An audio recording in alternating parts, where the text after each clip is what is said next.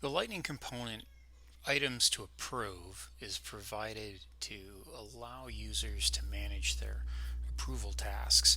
It's frankly underpowered. It lacks some of the capabilities of the classic items to approve list. And so, but I'm pleased to introduce a new component that provides Lightning users with a much better items to approve experience. So here we have the items to approve table. It's a flow screen component running in a flow. That flow is running on this page. And you can see that it's got the features like recent approver, submitted, and date submitted that are lacking. It's got multi-select. You can approve, reject, or reassign a group of tasks all at once. You can select when you reassign the user that you want, leave comments. It also does some things that neither of the out-of-the-box items to approve solutions currently offer. What you see right here are essentially custom columns. So these are two columns, two fields on my account object. And because I have specified that this is going to just hold approval records from accounts, I can also specify fields from accounts. And this is a request that has been made many times. This component also has good support for delegated approvers. So if you pass in a user ID, this table will display both the records that are specifically assigned to that user and the records that are assigned for approver to somebody that has specified that user as a delegate approver. And in addition, there's support for queues, which means that when you pass a user ID in, they will not just see the records that are assigned just to them, but they'll also see records that are assigned to any queue that they're a member of. Another feature that this component provides is the ability to suppress the reassign button and not have it show up at all. Okay, so let's walk through how to set this up.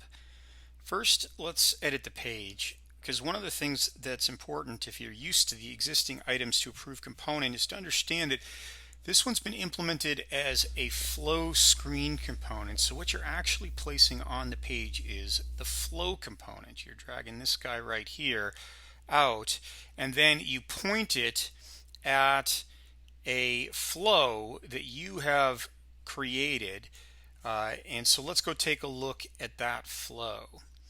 And the only other thing I'll mention down here is this default stuff down here. You want to leave this alone because this makes sure that the ID, in this case of the user, gets passed to the flow where it can then be passed to the items to approve Lightning component.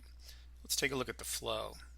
So here I am. I've got a flow called items to approve. I'm going to open that up, and you're going to see that it's very simple. It just has one single screen, and if we look at that screen, the screen has one single item, and this right here is the items to approve component. So when you install this package, it will show up here in the screen builder inside of Flow Builder. Now, why do we do that instead of just have it show up in App Builder as items to approve? Well, one reason was we wanted to make it possible to create more complex use cases, as basically support more kinds of things. For example, suppose you want to place this on the home page.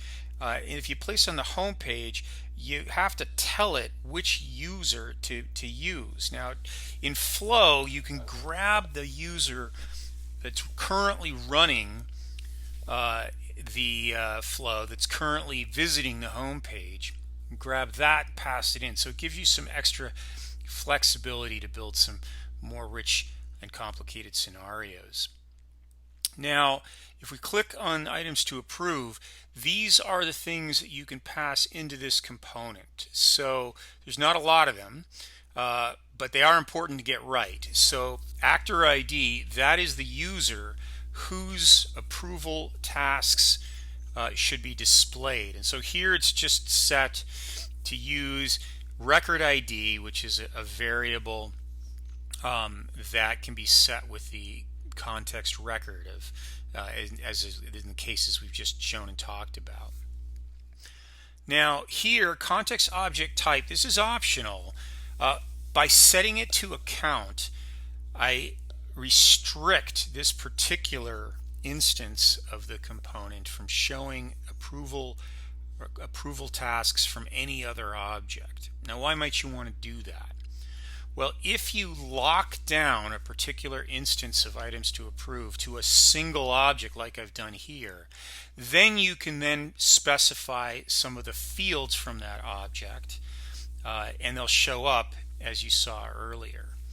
If you want to be able to mix and match different approval tasks, some might be requests to approve accounts, some might be requests to approve opportunities, you can do that. Just leave this field blank and know that you will not be able to pass specific field names because it's just too confusing basically to set up and display.